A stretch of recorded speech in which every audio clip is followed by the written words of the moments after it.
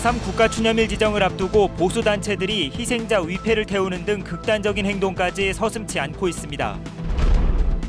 선거를 앞두고 대규모 개발 사업들이 충분한 공론화와 도민 공감대 없이 진행되면서 논란이 커지고 있습니다.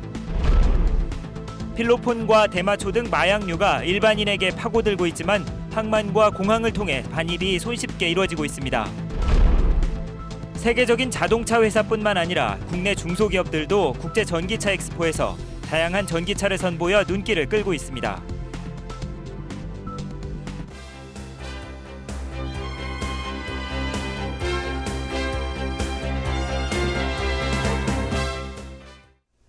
여러분 안녕하십니까? 뉴스데스크 제주입니다. 4.3 국가추념일 지정을 앞두고 찬물을 끼얹는 보수단체들의 시도가 끊이지 않고 있습니다. 이번에는 4.3 희생자 위패를 태우는 화형식까지 벌여 이념 대립으로 몰고 가려는 극단적인 행동까지 서슴지 않고 있습니다. 김현선 기자입니다. 보수단체들이 종이로 만든 4.3 희생자 위패를 불에 태웁니다. 이선교 목사 등 전국 90여 개 보수단체 인사들이 4.3 평화공원에 모여 남로당 핵심 간부와 무장대의 위패 1,500기에 대한 화형식을 진행했습니다. 이들은 4.3 희생자 재심사를 주장하며 위패를 철거하기 위해 4.3 평화공원 안으로 들어가려다 경찰에 제지당하기도 했습니다. 4월 3일 추념식에 대통령 참석을 요구하여 공산폭도 위패에 절을 하라는 제주도 정치인들도 각성을 하여야 할 것이다. 4.3을 좌익폭동으로 규정하고 진상보고서를 부정하는 이들은 지난달 서울에서 추념일 지정을 연기하라는 집회를 열기도 했습니다. 4.3 유족들은 국가 추념일 지정을 위한 각고의 노력에 찬물을 끼얹지 않을까 우려합니다. 경호회하고 유족회가 전부 피해자다. 충호묘지 참배도 하고 우리 위령공원도 참배하고 이렇게 하는 이런 입장에서 일부 보수 단체 및 개인들이 갈등을 조작하고 이제 4.3은 노무현 대통령의 공식 사과에 이어 박근혜 정부가 국가 추념일로 지정하면서 화해와 상생, 평화와 인권을 향한 든든한 디딤돌이 되고 있습니다. 툭하면 터져나오는 보수단체의 4.3 흔들기에 더 이상 4.3이 이념 대립의 희생양이 되어서는 안 된다는 비판의 목소리가 커지고 있습니다. MBC 뉴스 김현선입니다.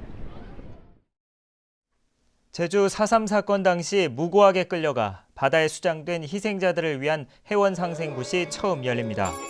제주 민족예술인 총연합과 제주 4.3 평화재단은 다음 달 19일 제주항 방파제에서 4.3 당시 선박에 실려 강제로 끌려나간 뒤 바다에서 숨진 원혼을 위로하는 산지항 수장 해원상생굿을 마련합니다. 또 역사맞이 거리굿과 4.3 평화음악회, 4.3 미술제 등 오는 29일부터 5월 31일까지 4.3 문화예술축전을 개최합니다. 민선 5기 임기 말 선거를 앞두고 대규모 개발 사업들이 잇따라 추진되고 있는데요. 충분한 공론화 과정과 도민 공감대 없이 진행되면서 논란이 커지고 있습니다. 현재훈 기자가 보도합니다. 대규모 카지노 시설이 포함된 218m 높이의 초고층 쌍둥이 빌딩 드림타워 개발 사업. 사업자는 제주시에 건축허가 변경을 신청했고 카지노 영업과 재난 영향성 등에 대한 제주도의 심의 결과가 나오면 행정 절차가 모두 마무리됩니다. 아니 뭐 거기서 뭐 문제 없다고 다 오면은 뭐 다음 달에라도 우리가 적합하다고 오면은 우리가 뭐 거부할 수는 없는 거지. 하지만 교통 대란과 카지노 논란이 커지자 도지사 예비 후보들까지 나서 정책 결정을 차기 도정에 넘기라고 요구하는 등 이번 지방선거의 최대 이슈로 떠올랐습니다. 여기에 재심이 결정된 한림해상풍력 발전 사업과 무수천 유원지 개발 사업까지 도민 생활에 큰 영향을 주는 대형 사업들이 지방선거를 앞두고 앞다퉈 절차를 밟고 있습니다. 선심성 정책과 난개발 우려 때문에 지난달 도의회에서 제동이 걸린 건축물 고도 완화 방안도 이달 도의회 임시회에 다시 제출됐습니다. 지금까지 해왔던 여러 가지 사업들을 마무리하는 것이 좋지 새로운 사업들을 다시 재추진하면서 차기 도정에 부담을 되는 그럼 도민사회의 또 다른 갈등 요인으로 작용되는 그런 사업들은 자제하는 것이 타당하다 이렇게 보여집니다. 도지사 임기 말 선거 국면에서 대규모 개발 사업들이 충분한 공론화 과정 없이 진행되면서 논란과 우려의 목소리가 커지고 있습니다. MBC 뉴스 현재훈입니다. 필로폰을 투약한 선원들에 이어 대마초를 상습적으로 피운 노점상과 자영업자 등이 경찰에 적발됐습니다. 마약류가 일반인에게까지 깊숙이 파고들고 있지만 항만과 공항의 감시 감독은 허술하기만 합니다. 김찬년 기자입니다. 종이박스마다 대마초가 가득합니다.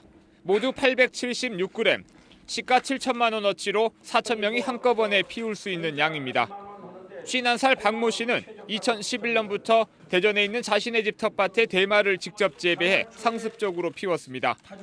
또 제주에 사는 노점상인 56살 김모 씨와 자영업자인 51살 노모 씨 등 3명에게 대마초를 공급했습니다.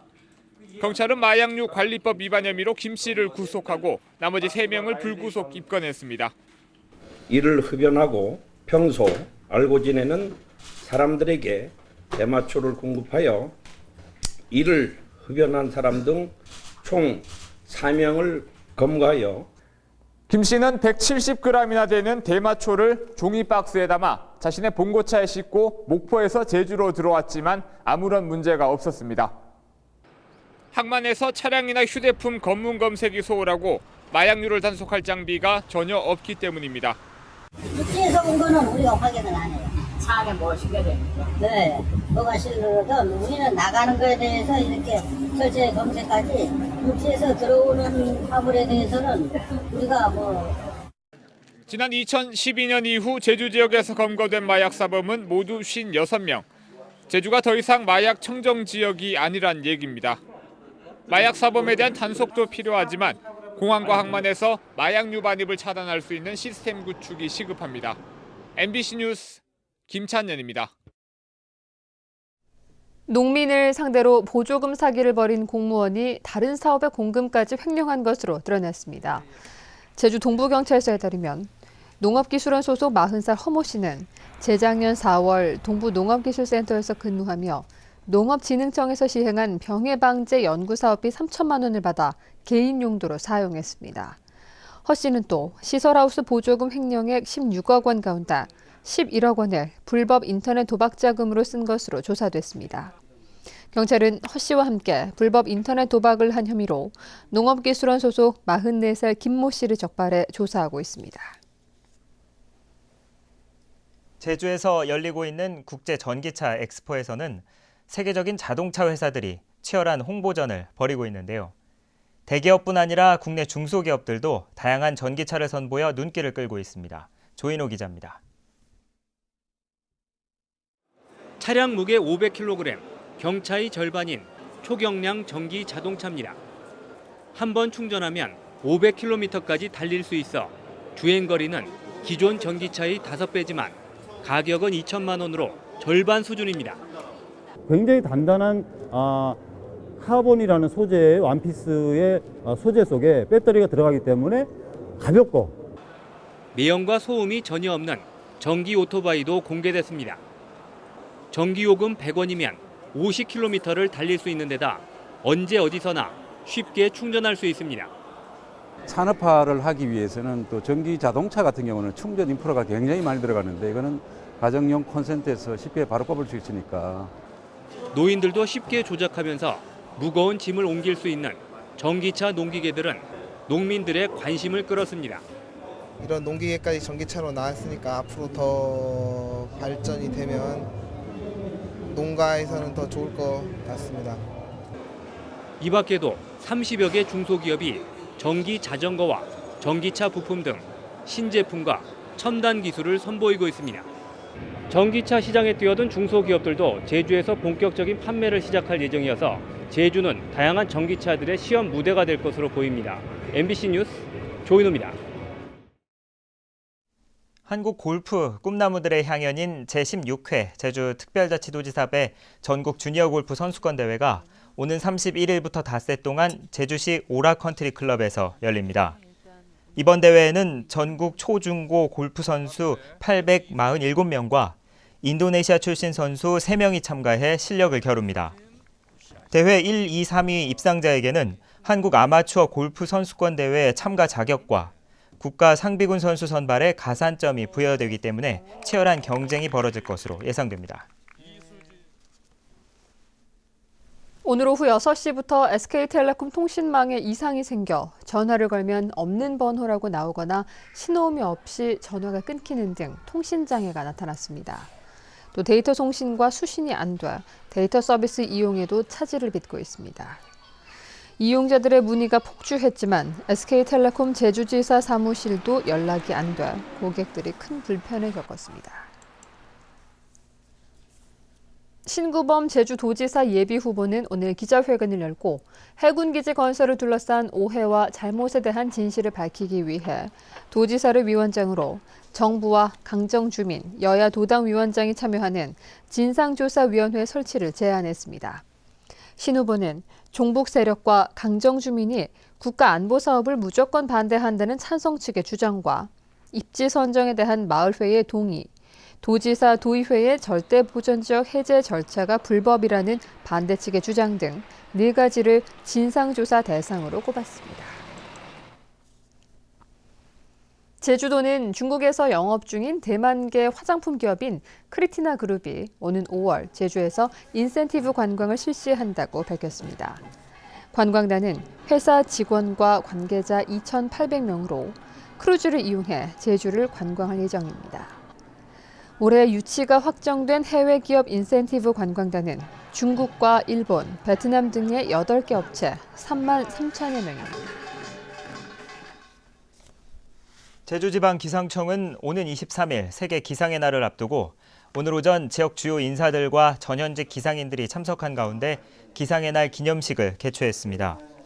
오늘 기념식에서는 기상 업무 발전에 기여한 기업체와 공공기관 등 유공자 10명에 대한 포상이 수여됐고 기상의 날을 기념해 사진전과 기후변화 세미나도 열렸습니다. 제주 지역 귀농 귀촌 인구가 증가했습니다. 통계청이 발표한 2013년 귀농 귀촌인 통계에 따르면 472가구 900여 명으로 1년 전보다 42% 증가했습니다. 이 가운데 농사를 짓지 않는 귀촌 가구는 204가구로 1년 전보다 3배 가까이 급증했습니다. 제주 동부경찰서는 억대 도박 자금을 빌린 뒤 갚지 않고 출국하려 한 31살 중국인 제이모 씨에 대해 사기 혐의로 구속했습니다. 지난 15일 제주에 온 제이 씨는 여행사 직원인 송모 씨에게 모두 5차례에 걸쳐 1억 3천만 원을 빌려 카지노에서 모두 탕진하고 몰래 중국으로 출국하려다 송 씨의 신고로 경찰에 붙잡혔습니다. 제주도는 오늘 이마트와 동반성장협의 회의를 열고 올해 제주산 과일과 채소, 수산물 등 1,405억 원어치를 판매하기로 합의했다고 밝혔습니다.